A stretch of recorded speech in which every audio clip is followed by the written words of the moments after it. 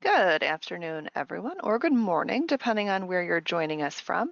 And welcome to today's webinar, Enterprise Risk Management / COSO, Supply Chain Management and Supply Chain Priority Setting. My name's Amy. I'm a member of the marketing team here at Perry Johnson Registrar's Food Safety, Inc. I'll be facilitating today's webinar and offering technical support to our speakers. Today, we're excited to be welcoming back a familiar face to our webinar. It's Dr. John Spink of MSU. We'll be introducing him to you shortly. But just before we get started, I wanted to go over a few housekeeping notes. To ensure audio quality, all of our attendees are on mute. However, we do absolutely want to answer any questions you might have or clarify whatever points might confuse you. But to ask a question, you can just go ahead and type it right into the questions tab of the GoToWebinar control panel on your screen and click send. We'll answer as many of these as we have time for at the end of the prepared slides. Some of the most common questions we get include, where could I find a copy of the slides, or is the webinar being recorded? And I'm happy to say that the slides will be available from our website for download, and a recording of the full broadcast will be available on our YouTube channel. So feel free to keep an eye out for those, distribute them if anyone you know couldn't attend, or if you just wanted to review the finer points.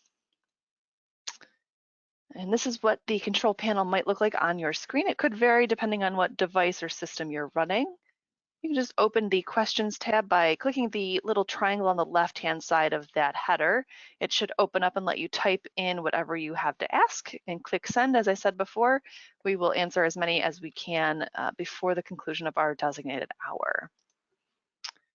But I'm going to go ahead and introduce our first speaker today. That is Paul Dameron. He is the Senior Vice President of Food Safety and Supply Chain at PJRFSI. Paul joined us last year in January and has over 35 years of experience in the hospitality, service, and retail agri-food sectors. Paul is a board member of the OFPA, that's the Ontario Food Protection Association. He's also an advisory council member with the George Washington University School of Business for their Digital Marketing Certificate program. And before he joined us here at PJRFSI, Paul worked for over 16 years in the certification industry with clients in sectors from food safety and supply chain to brand protection and quality. Paul has also worked in management system certification for many years. And before that, Paul was a professional chef and a consultant for over 20 years. So I will hand things over to you, Paul, and you can take it away when you're ready. Great, thank you very much, Amy. Thank you everyone for joining us here today. We really appreciate your time. I'm extremely excited to welcome back our friend and colleague, Dr. John, to today's webinar.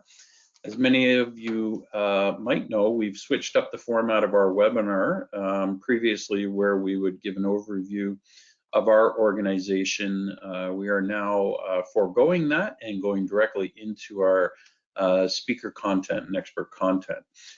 So in taking a look at all the webinars we've done in the last year, really the goal was to help everybody understand who and what we are and how we can help. But I think that we've really achieved that. So as I mentioned, again, moving forward, our focus is going to be on the actual content that's discussed. So at this time, it is my pleasure to introduce Dr. John Spink, who's the director hey, John, Director of Food Fraud Initiative and Assistant Professor of Supply Chain Management, the Business College at Michigan State University. Since 2013, John's been the Director of the Food Fraud Initiative at Michigan State. His early research and industry engagement supported the foundation of food fraud prevention, including as a member of the GFSI Food Fraud Think Tank, and that developed their first compliance requirements, and also as the lead author on the article defining the public health threat of food fraud, which is most widely cited definition today. Also, their food fraud prevention, MOOC, or Massive Open Online Courses, are one of the most common training courses that are out in the market today. So with that, thank you again, John, and I will now pass it over to you, and I'll try and keep asking a few questions throughout as well, just to make it a little more interactive. So thanks for being here. That's great. Thank you. As always, it's a pleasure to be here. Great to work with PJR always. It's been interesting. So those of you who know me, hopefully some of you know me, some of you don't. In this last 2 years, I've moved over to our supply chain department at Michigan State, the Business College. It's been a fabulous move, especially because we're starting to look at food fraud as a management system and looking at it as a part of the bigger bigger system. Also, really, the food fraud is about product fraud prevention, and that applies to all industries. So it's been fascinating. The other is I'm now also teaching introduction to procurement. So when you complain about the purchasing managers don't understand the problems and the risks, well, we're starting to try to train them from the other side. So we're going to look at something a little bit different this time, and it's going to be as we go through the certifications, the GFSI, BRC, FSSC 22000, SQF, IFS, and others, you start to implement it, and then you get a big moment where you kind of say, now what? And so you've got the processes in place, and how much is enough is a real big question for you, for your proposal, and also for your company to figure out how much is enough. Well, how much is too much? Because nobody has unlimited amount of resources. So we're going to look at the concept of enterprise risk management and COSO. They're managerial accounting practices that are in place. They're required for every public company in the U.S. So you can't say if you're a public company you don't do it, because you do. But the question is how it applies to your business, and we take that in to look at things like supply chain management and the whole supply chain priority setting. And I think it's important just to think about product fraud, food fraud as a bigger picture, a bigger issue, as a supply chain problem, a food supply chain problem, not just as a food issue or a food safety issue. So we'll get started here.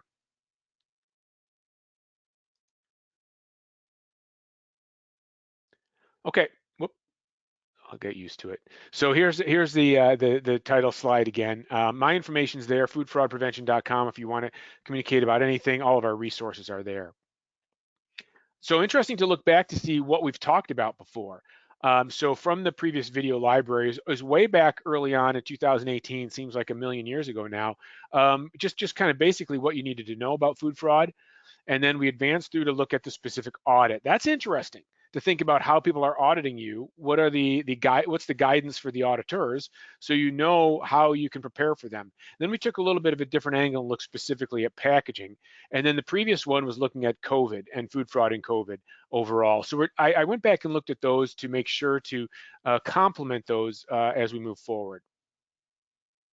Real briefly about me, research, education is and outreach. That's the cycle. So even us talking before starting the webinar now, there's a few things I learned that's going to go back into research, into education and teaching. The food fraud prevention textbook. So if you're dealing with food fraud at your company, this was developed as a resource, comprehensive resource, a lot of background, a lot of guidance there. And then the training, as was mentioned, the MOOCs, Massive Open Online Courses, free. The content's always free. We're trying to educate as many people as possible so you know the basics. 4 of them we've been offering for many years, the first one since 2013. And then getting into more detail, such as the vulnerability assessment.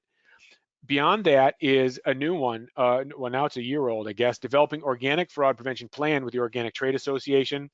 And then just at the beginning of this year was a enterprise risk management MOOC, which fits exactly with the content today. I actually went back to the MOOC and pulled out content. So what you see here today is just a very short version of that that'll provide more detail and steps for you, really.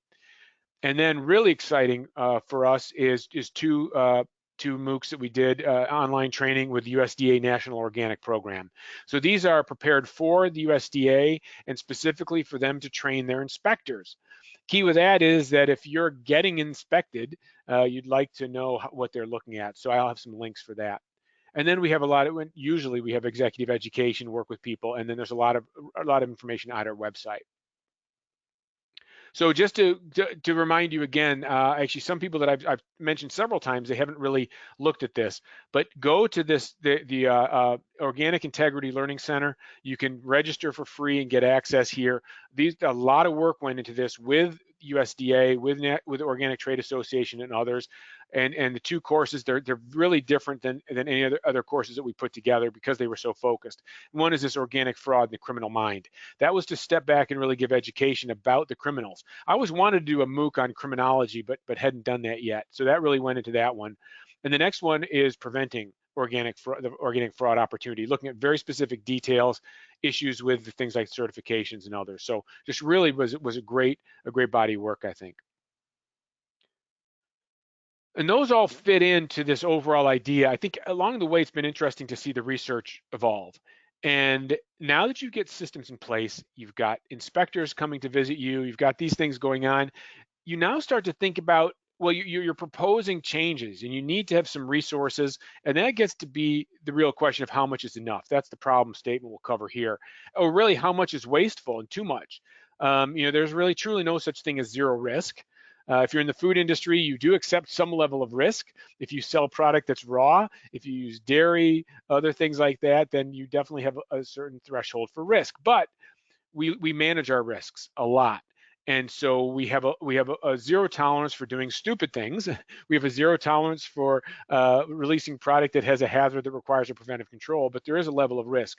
We need to figure out then how to balance that across the company. And that's what we'll cover here today.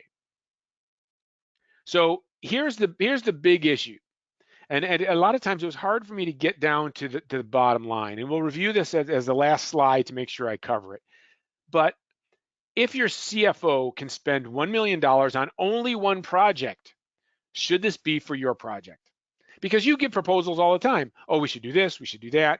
But if they could only choose one project, is yours the one that you should choose? Now, should you do it? Yes. Should I have had two donuts for breakfast? No, but I went for a run, and so it kind of balanced out. Now, so what should you do? Did I have to do it? No. Did I have to go for a run? Did I have to, should I have not had the donuts? Well, sure. But the key is you trying to be able to propose that, just to say, not just to say, here's a project, but to be able to compare that and to be able to talk about how you compare this to all other investments at your company. And do you have limited resources? No, nobody does anywhere. Next is, should you know that question for the CFO?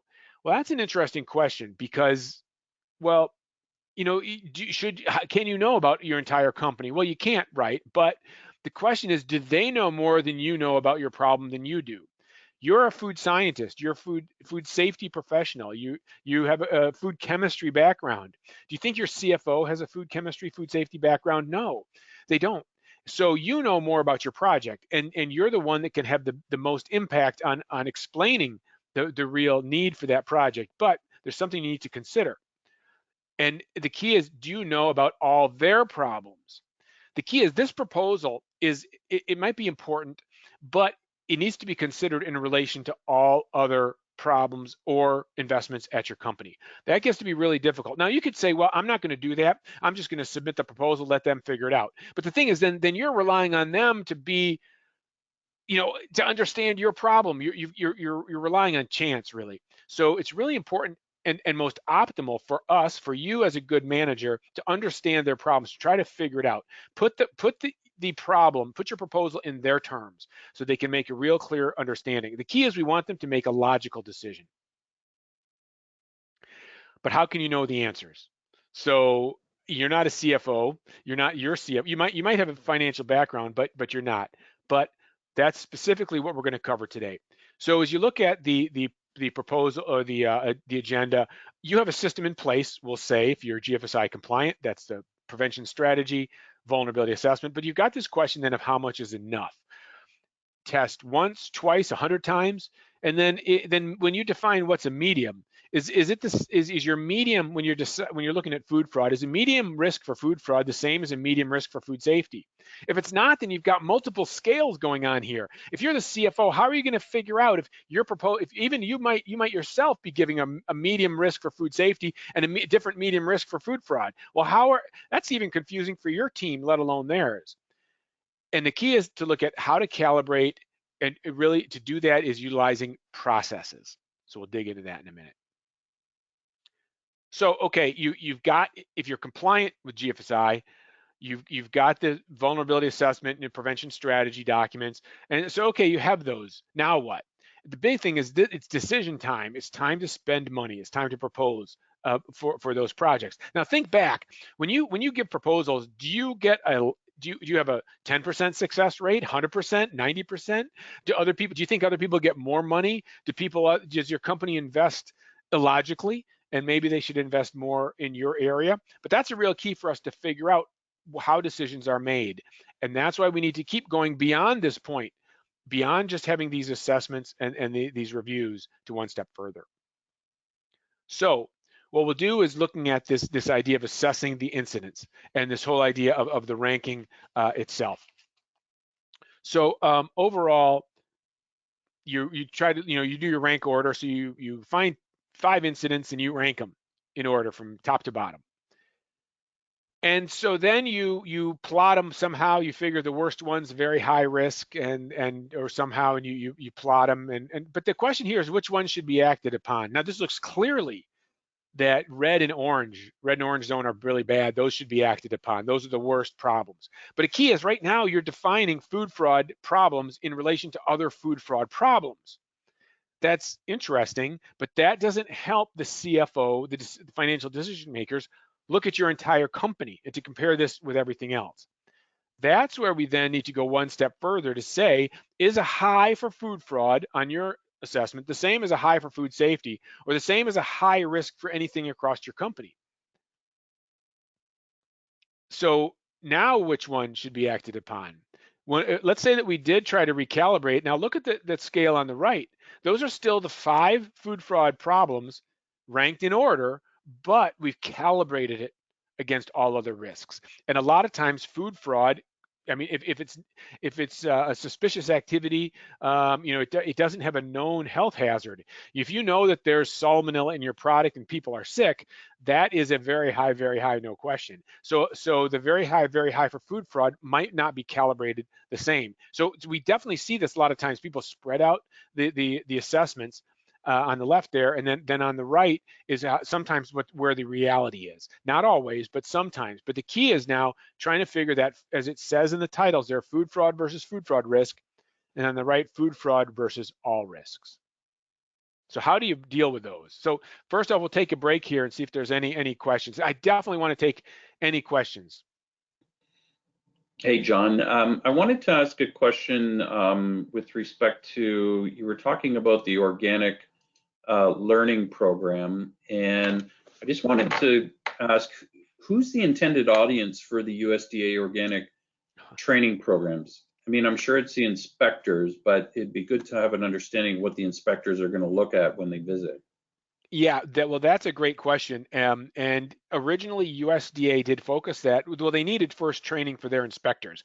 And a lot of this came about from discussions of what wasn't in the marketplace. And for us even, we didn't focus on specifically the National Organic Program, or because organic is not just food, it's all organic products. Could be dietary supplements, could be clothing, could be health and beauty products, soap, shampoo, not that I need that, but I do use soap, so organic soap. It's all products, and they have a different set of issues. So they originally were looking at educating their inspectors to then define what is a competent inspection. But along the way, we realized that if you're a company and you're going to get inspected, you'd like to also know what they're going to do when the inspector comes, because the goal of the inspectors and the goal of the National Organic Program is not to catch people doing wrong things. It's to encourage compliance and to encourage good systems in place. So we really realized that if we train the inspectors, but then think of this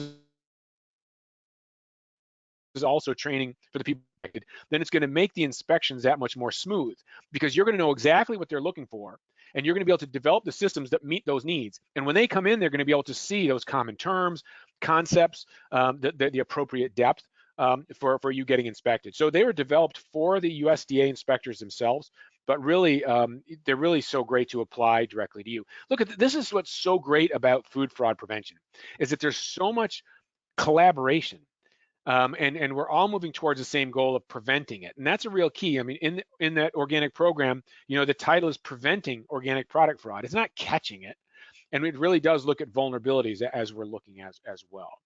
Any others that popped up yet?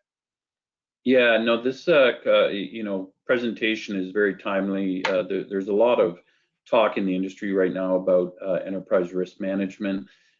How, in your opinion, does ERM apply to the GFSI requirements? That's another great question, because there's all these new concepts, but the question is, well, how much is enough? Why do it?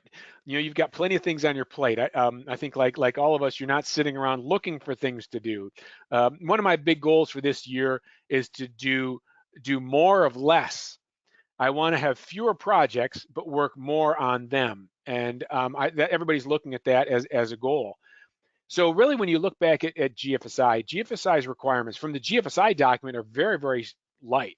And then people like BRC, SQF, FSSC, IFS, they give you more detail. A key is when you get to the point of doing the assessment, the vulnerability assessment, ERM and COSO is a method that will help you be efficient to create those vulnerability assessments. And that's a perfect question as we lead into kind of the next section even. So unless there's another burning question, we'll move on to kind of answering that. Yeah, no, that sounds good. Yeah, let's move on, and I'll talk. I have another question later. Okay, so the key is there then to say, okay, we've got GFSI requirements. You know, we've got this idea, we've got the system in place. We're looking at how much is enough. So what I said at the end there is, you know, which should be acted upon. You know, how do you set those limits, and then how do you actually start to figure out how to talk to the CFO? And that's where enterprise risk management fits in perfectly. The really root of this happened with the Sarbanes-Oxley Act. SOX or SARBOX. And corporations have control systems called internal controls and integrated frameworks. Again, if you're a public company, this is done at your company, regardless of whether you know about it or not. It's required. It's a compliance requirement. There's training certification of that. And it's US law since 2002, and it requires a process. It doesn't define exactly which one you need to use or how you to do it, but it requires a process. And along the way, this COSO group, which was a committee of other associations, created the enterprise risk management concept. So one type of those processes is enterprise risk management. More on that later. So again, whether you're a public company or private company, there are oversight requirements. So Sarbanes-Oxley is required for public companies in the US. So if you're a private company in the US, doesn't mean you don't have anything going on. Unless you have an owner that owns the company itself and makes all the decisions, there's going to be some type of oversight with your board of directors. If you're outside the US, there's still going to be some type of oversight. Anybody that invests in your company is going to want to be comfortable with and understand your level of risk and how you're managing it. So Sarbanes-Oxley forced this COSO ERM to be developed, and that then led to common practices across the enterprise, across industry. So not having an ERM system in place could be criminal, literally, because it's a violation of the law. Hey, John, can I ask a real quick question? Sure. I really liked your slide on risk ranking as well. I think that was very relevant and made a lot of sense. But if you're, you know, a company today, how or what do you suggest is the best way to estimate what the company considers, say, a medium risk versus a high, or, you know, what's more important, a food safety risk versus an all risk? Yeah, that's great. Actually, it's a perfect time to ask that question in here as well, because those are real questions. So yes, you know, you're supposed to do a vulnerability assessment, and all these great tools out there will give you a recommendation for food fraud of what is a medium. But that's a medium in a general sense, not in your sense, not specifically for your company. Your company may have a much higher risk tolerance or lower risk tolerance in general. You may do some other things that control the systems a lot more. You may have a kill step that's just incredible that you know, eliminates a lot of the food safety issues. That's where having this overall process is key, because this is where at the board, the people that invest in your company. So if you invest in a mutual fund, and they invest in a food company, multinational food company, then you're the owner. You're the one that decides whether you want to keep that mutual fund. And through that mutual fund of if this company is being too risky or not.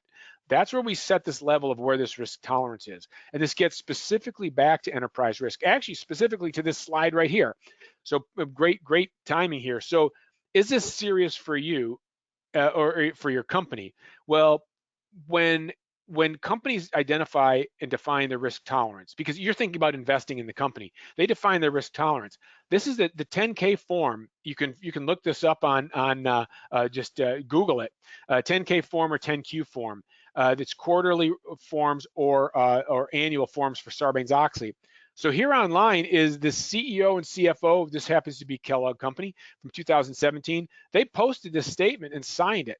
And they said that we're managing our risks within this threshold set by our board of directors, which is set by the owners of the company, the stockholders, people like us that own mutual funds. So at the very top, they identify that they've got things under control. At that point, then they look at to say, okay, what is acceptable level of risk? When you buy a blue chip stock, you're not expecting it to go up 1,000%. You're also not expecting it to go down 50% or 80%. There's a certain level of control there, and that's a risk tolerance. That's what they're starting to state, that they're meeting this and managing it. And the key is overall, a business is a financial entity, even a nonprofit organization. And overall businesses are financial entities judged by financial metrics. That's the bottom line. And while the main focus of a food company is obviously food, it is a business. And then it's a business, is a financial entity judged by those financial measures. And even a non-profit enterprise has a budget. And that's a real key to think about. You think, oh, well, we give away things. Well, still you have a budget, and you don't give away more than you have. You don't spend more than you bring in. And these really top-down regulation, the top-down regulation and controls are on these business functions. So that from the corporation, they're looking at the entire entity. So these specific, there are specific and unique requirements for those for financial reporting. And again, that's where we start to build up these risks. The questions that you have in food safety and food fraud build up to then assure that in those 10K, 10Q forms that your company has things under control and within the tolerance of what's acceptable. Now, this might seem like we're getting way into financial issues, but you'll see it's going to come back to us in food fraud very quickly. The big thing is back to, if there's one project for $1 million, is your project the one that should get funded? The key is that with enterprise risk, we have a way to connect everything to everything.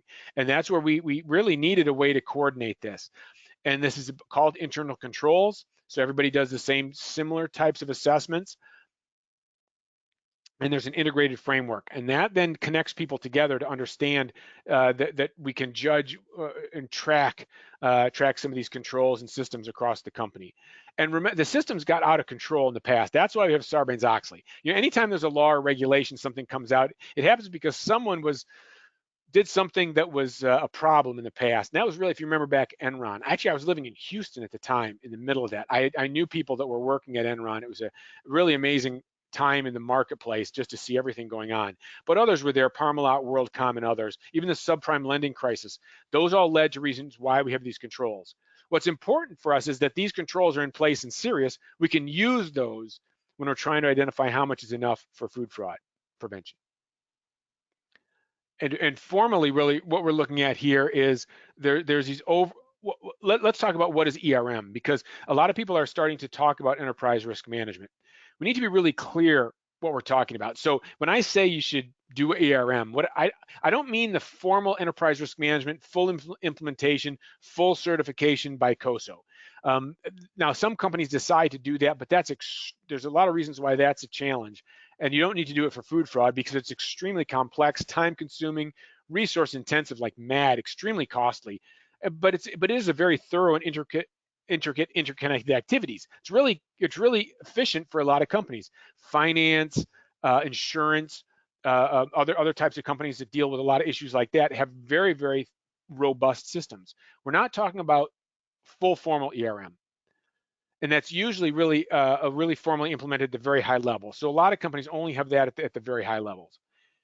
And we kind of mean more this ERM-like or ERM-light. So there's a lot of people that will not have the full enterprise risk management certification, the COSO certification, but they'll do a simpler version and implement the concepts. Some activities, but not officially certified. What we're really talking about here, and I should probably be more clear about that, is ERM type processes. That's the key, that we then, you're not in fully the ERM system, but you can use the processes. So when these feed upward into the system, then you're using terms and concepts that will apply to the enterprise systems. And it utilizes those processes and methods supported by the formal system. And this is what we really are recommending here. So again, ERM is a huge system, very formal. It would be like a full-blown HACCP system. That's not just you doing a bunch of temperature measurements. That's a huge system, and there's a lot to it. This would be just looking at the processes. So we kind of went to the basics and went back to this robust system for financial analysis. And now we take the point of applying it to food fraud. So if you've followed some of my previous works, then this corkscrew approach is going to be familiar, and hopefully this makes more sense now.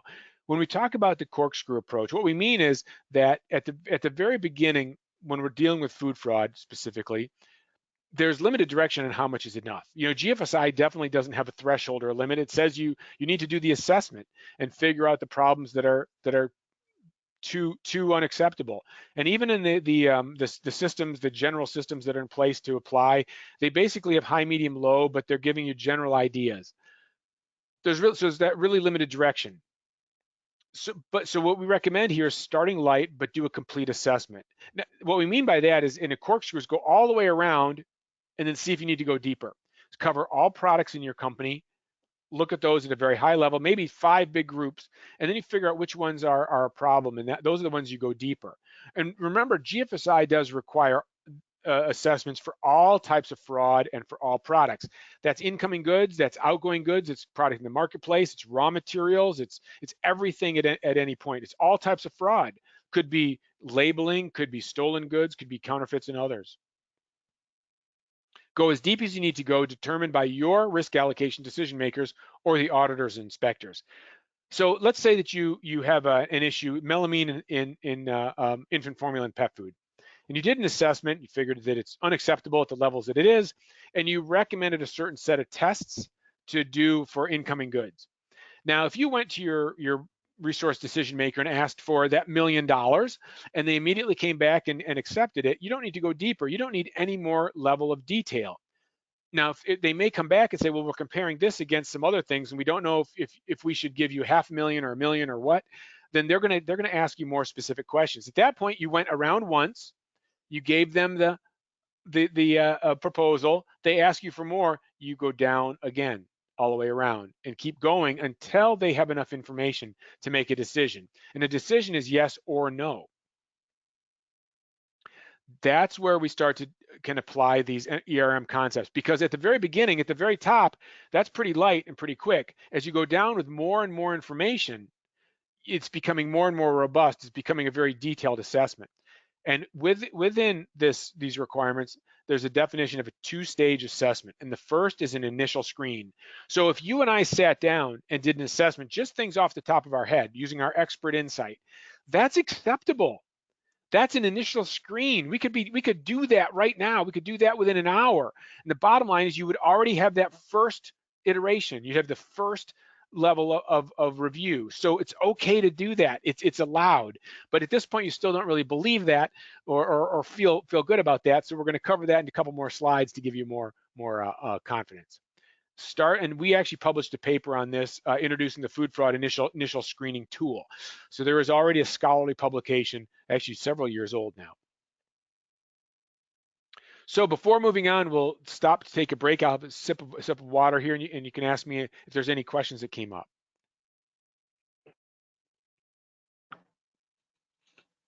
I know, John, that for the audience questions, we generally open that up at the end just for audio clarity. But I did have one question where you're referring to the initial screening. Can you confirm who actually has the authority to conduct the initial screening?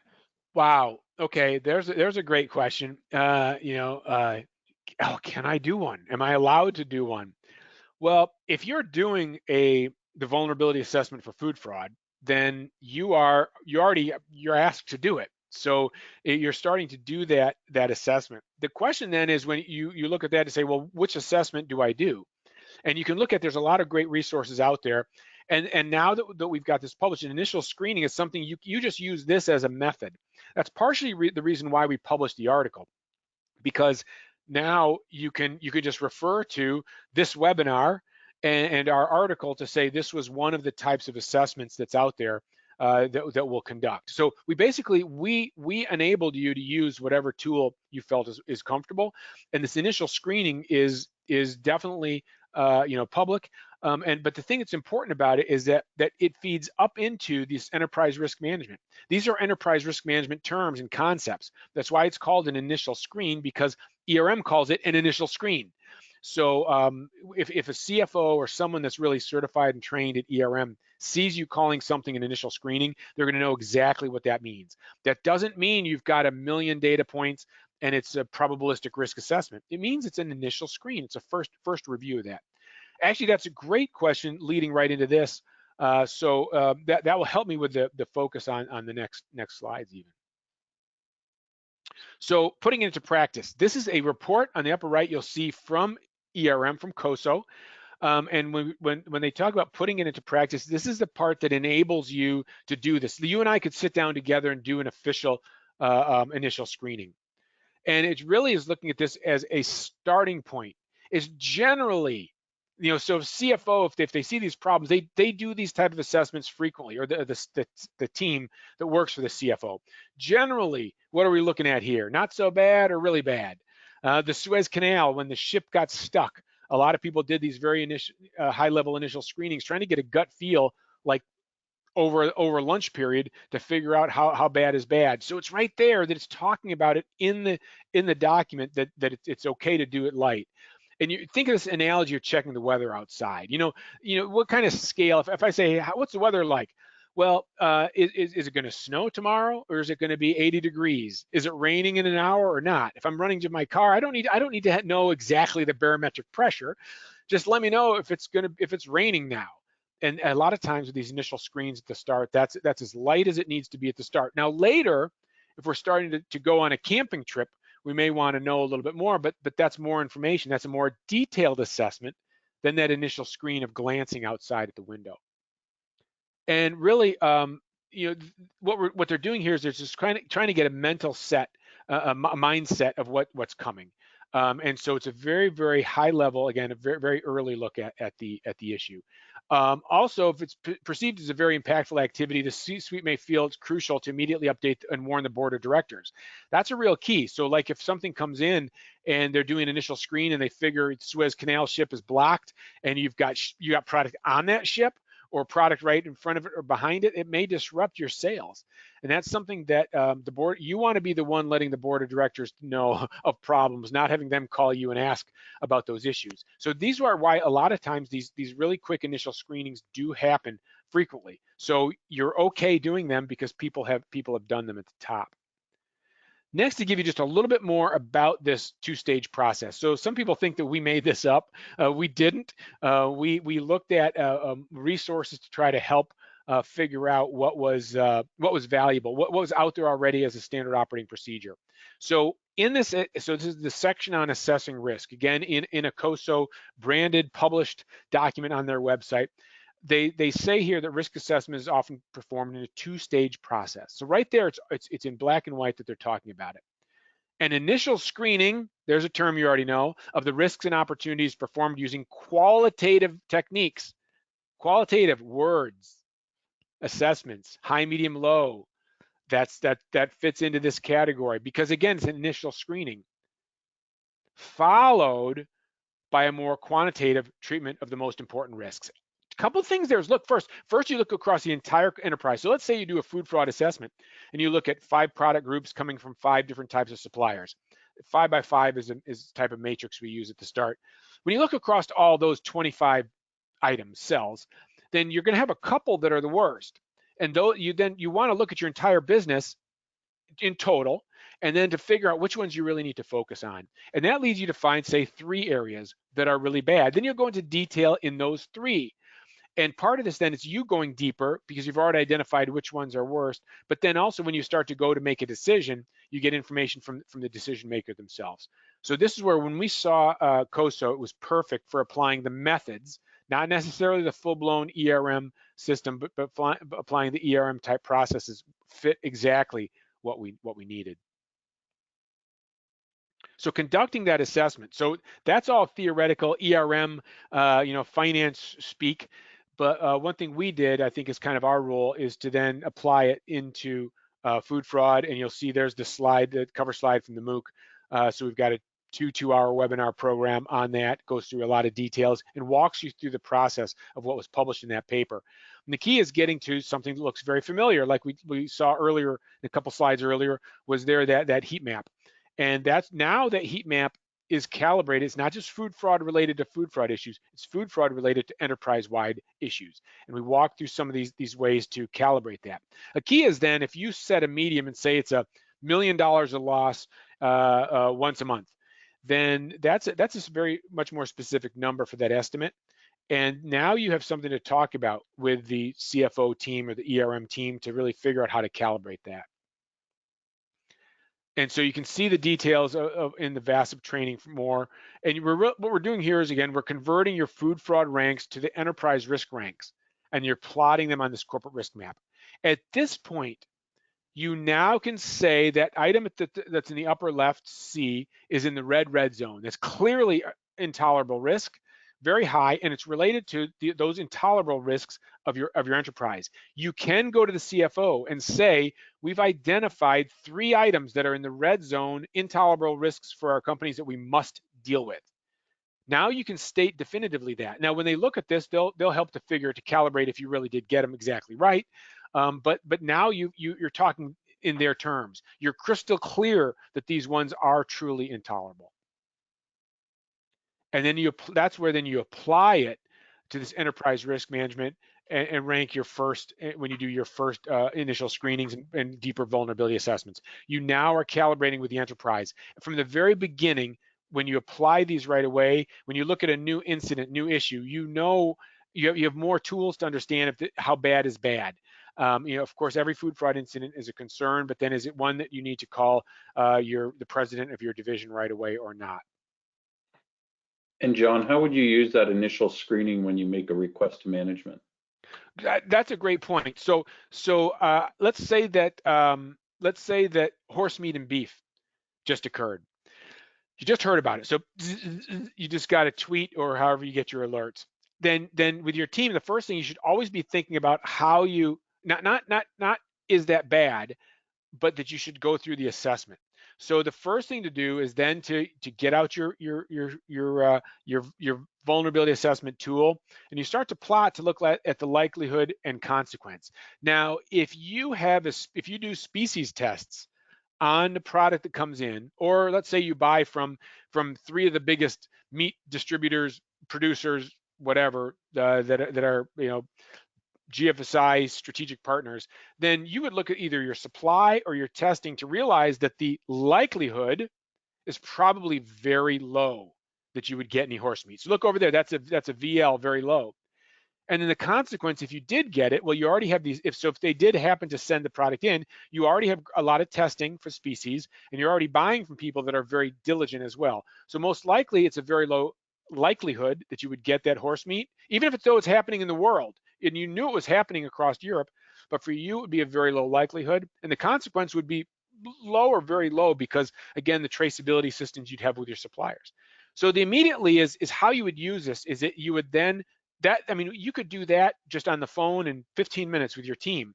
You estimate by initial screening that the horse meat incident, even though it's running rampant across Europe, causing tons of problems, massive recalls, you estimate that for you, it's down in the blue zone. The way you would communicate that is then, number one is you want to be telling the bosses about a risk. You don't want them to be calling you. Your VP, your CEO doesn't want to hear from the board of directors saying, hey, I'm in London and I'm reading about this horse meat. What are we doing? You want to be telling them. So at that point, then, very quickly you could send that initial screening up to say, hey, FYI, here's an article we just read in the newspaper, wherever, an alert about horse meat and beef. We ran an assessment. It looks like through the initial screening that we're at a very low and low, and so we're just going to monitor it. Think about that. That really is so competent because you've done the assessment, but you also are talking about what you're doing to make sure that it is down in that level. So great question about how to use it. That's really a practical question. I get that also does lead into the next slide. People then start to be interested in how to, how do you figure out how deep to go? And this is a slide I've used frequently, so some of you may have seen it before. But what we're talking about the initial screen is that we've got on the left there. So let's say we did this initial screen. I'm calling this for incoming goods for your entire company, and you've got, say, A, B, C, D, E are all types of products, and 1, 2, 3, 4, 5 are types of suppliers. So let's say that you did look across, and again, it could be just expert panel, it could be just us talking about it, and we find that this product under B2, cell B2, and you see obviously D4 is the other red zone. So D2 is, there's just clearly two that are the worst across your entire company. So those are ones that you would go deeper. Now you don't have to look at every one of these. Look at how many there are in the blue and the green zone. That means you're in pretty good shape for those. But those in the red zone, you'd go deeper. So let's take that one that's B2. Let's say that's domestic suppliers of fruit. Now we go deeper. So this detail would be, it was that one cell was domestic suppliers for fruit. So let's say across the top is domestic suppliers from different states. And let's say number 3 is Michigan. And then going down A, B, C, D, E, Michigan, that could be cherries, Michigan cherries. So now this is of course a simplistic model, but so that one at the very top level, there were 2 red zone items that you dug deeper. You dug into one of those and there's only one cell that's the problem. At that point, then you dig even deeper. So now for all the cherries in all of Michigan, you now start to look at, maybe you have 5 suppliers. One's me, John. John's Michigan tart cherries. And that number 2 on the left is frozen. So now you dug all the way down. Again, I'll admit that I'm being simplistic, but when you went down to the detail, there was only one supplier with one type of product that was a problem that fed all the way up to your corporate level, to the overall risk assessment. And the key is you dig down. How far is enough to dig down in that corkscrew? Until you drill down until one decision changes it. So right there, stop buying John's frozen tart cherries. Bing! That cell goes to a green because you measure that by not buying from me. Everything else was fine though, remember? Now let's go back up a level and rerun it up one. Bing! It's green again because again, the root cause isn't there anymore. Let's go back up to the corporate level. Bing! Now one of the 2 reds, since you proposed that change, is now a green. You go back then to look at defining, how much enough detail to that one risk treatment can change the rank, and then you go back and you change and you update the overall risk assessment. At that point, then the proposal is that we did this. We had a problem in our marketplace with 2 cells here. We dug into that. Our recommendation is to stop buying from this crazy guy in Michigan who's selling us the cherries. And if we do that, then our risk tolerance will go to 0. Now, the proposal is to stop buying from me, but maybe I've got really low priced cherries. It might cost you more to find another supplier. That's then going to be the proposal for the cost. So what we wanted to show here really is just this, how you would take this into practice and dig all the way down and then come back up and apply it. And right there, then think about that, is you don't need a lot of detail or data or statistical probabilistic risk assessment to say we've got one supplier that's a problem, we should stop buying from them. Now, there could be other issues that you might need more data, but for that question, you wouldn't need that. And this is a very, very typical question, and very typical response. That's the efficiency of using this initial screening, just to drill down quickly, back up, and then if it goes to green, then you're in good shape. So to review again back the original question before the call to action in the next slide is, so let's see if we actually cover this. So if your CFO can spend $1 million on only one project, should this be for your project? Well, now you're getting a feel for the big picture there. So you don't have unlimited resources. Should you know? Well, maybe not, but it's really efficient if you do. If you can now define these terms, you do that first assessment and identify. Remember that slide one before, there were only 2 cells that were in the red zone, and you're focused on those. You've calibrated those are the worst problems for your entire company. You know which ones to deal with, not the other ones. You need to deal with those 2 before doing anything else. Do they know more than you about your problem than you do about your problem? No, but you just told them, you boiled it down, that you had these 2 major problems, and it was stop buying from one supplier. That's pretty simple. I think even a CFO, a finance person, can understand that one. So as I teach to many finance students, I joke with them about that. But do you know about all their other problems? No, but the key is if you do send that proposal up and say, we think this is in the red zone because this likelihood and this consequence, they'll help you calibrate, say, well, that's not quite there yet. That's not really a red yet, where it's really a yellow. So all of a sudden you've started to figure that out. As you make that proposal in their terms, you can refine yourself to figure out what gets funded and what doesn't and why. And how can you know the answer? Basically, you run it up the flagpole, you give the proposal, and they will then give you feedback. If you think it's red zone and you're talking about it and they don't fund it, then there's something about your assessment that was off, right? And that's what you're figuring. So, call to action, what to do now. So we've done all this theory on finance and business and management. First thing is review your food fraud vulnerability assessment and make sure it's updated. Number one, we're no longer just at the beginning of the year anymore, being April, just past tax day, but you really need to do a full vulnerability assessment for your entire company, initial screening across the board at the very high level. Again, there's resources that can help you do that. You need to do that before you get started on anything else. Review your risk ranks versus what you perceive as the enterprise level. Seek training to support your task. What I mean by that is then, so you're doing your vulnerability assessment, now start to think about what projects over the last year got funded or not. And then where would you have ranked those before or after getting funding? That'll help you to understand the reality of where that threshold is. Or think about proposals that you gave that you didn't get any good feedback on, or ones that got immediately approved or good questions. You're starting to figure out what those risk ranks are. What's the most efficient way for you to explain the risk that they can act upon it? And then ask yourself if you can compare these risks to all other risks. Start to think about other things. So look around your company. Think about the things that did get funded. Maybe a new filler was purchased. Maybe that you bought a company.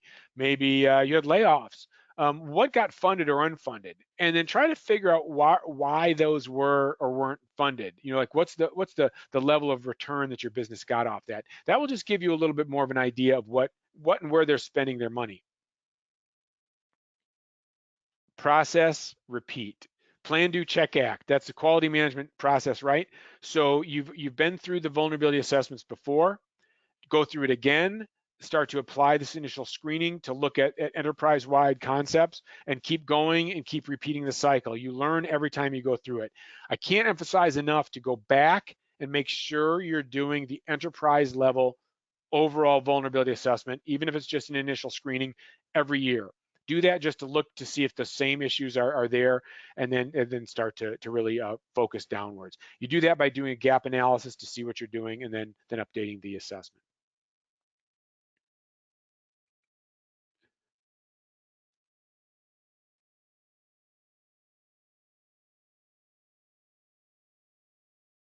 So there we go. I think I went past a slide. So really there to open it up before that final slide that you have there. Paul, Amy, any other questions? Thank you. Okay, no problem. Yeah, no problem, John. Thank you very much for that. Let me just quickly see. Oh, I think Amy, maybe you have control. Maybe just bring up the webinar slide, Amy, just before we move on.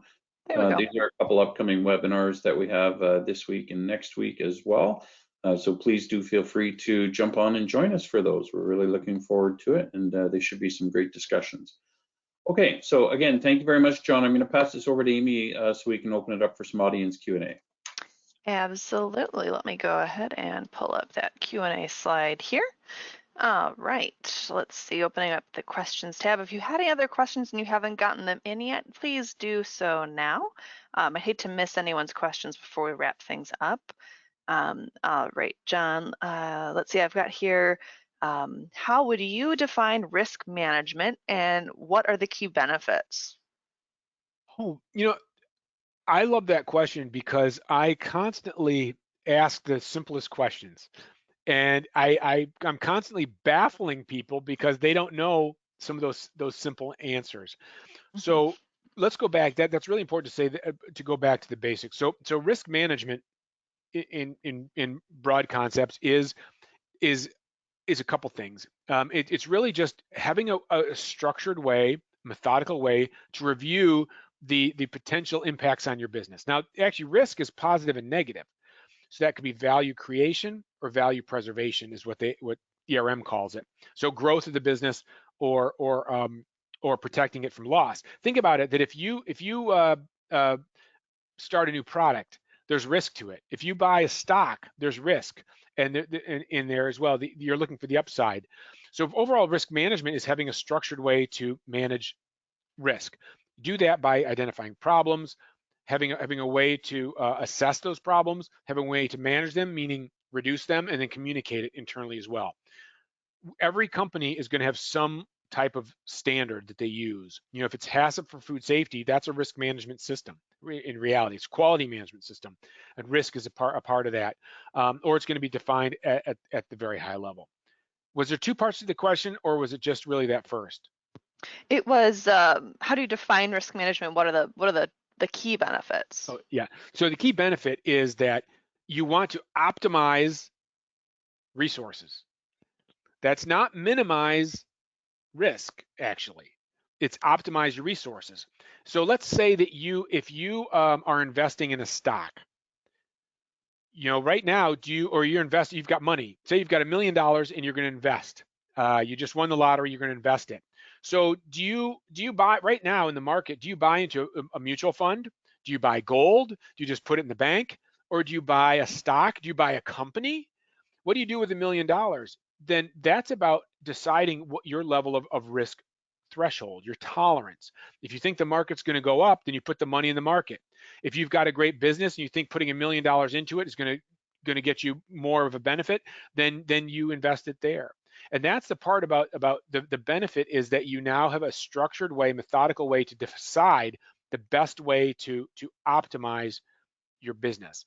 And that's the real key piece, is looking at this in the big picture. And that's defined by the people that own your company. And bottom line is, if you own mutual funds, you and I are the ones that own and direct these companies, because if a company's underperforming, we sell the stock. Great question. Absolutely. All right, we've got a question here about ERM programs. I've heard previously, as well as today during the webinar, about several different ERM programs. Which risk management certification, in your opinion, is the best? The one that your board of directors picked. In all seriousness, it's not up to us to pick that. Different people. It's like saying which food safety standard is the best one for you. If you're in the meat business, is different than if you're a retailer. So all of them have different aspects of it. So that's at the very high level. But I'd say maybe the question is more with food fraud. Which one is the best to use? And that's kind of that's a bit of a loaded question. There's a lot of options out there. What I do think is that, like with enterprise risk management, start simple and start at the very high level with very simple assessments yourself. And then as you get more detailed, you're going to know more about the questions you have, about the competence you have, about the risk that you have, and then you're going to be able to make a better decision about which system that you buy into. Let's think about like a car, a vehicle. So if you're living in, like us, state of Michigan, driving up north in the winter, you're going to want a 4-wheel drive. But you could get a car, you could get a sedan, you could get a van, you could get a whatever. Then the question is, how many people in the car, and how much weight are you going to be pulling? Are you going to be pulling a boat in the winter or the summer? All of a sudden, then you can't decide which car is best for you until you know exactly what your needs are. If you live in the state of Florida, you don't need to have winter tires, snow tires. So that's the key, is at the very beginning, do the first assessment. Just get a feel at the very high level. Then you'll understand your problem a lot more, and then you'll be able to decide which system is best for you.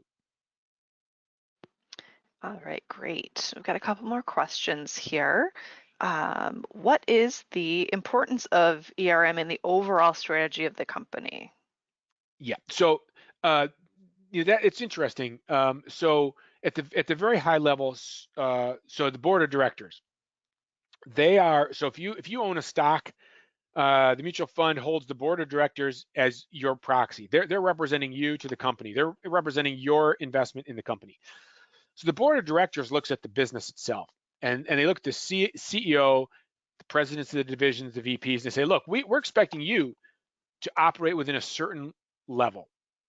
a certain level of risk, a certain level of culture, a certain level of competencies, but then the VPs say, well, what are you expecting?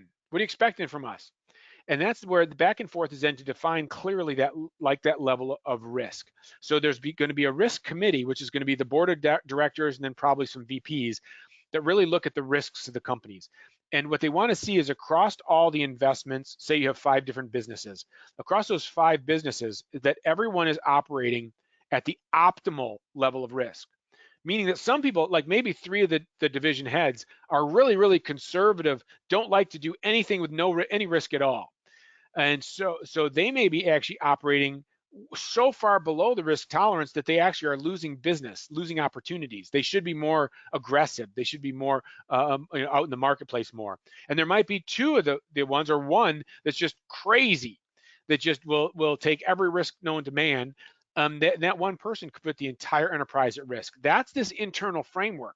So they put these controls in place to monitor what all 5 of those divisions are doing, how they're doing it, and to monitor it in real time so they can catch when a business is got too much risk or too little risk.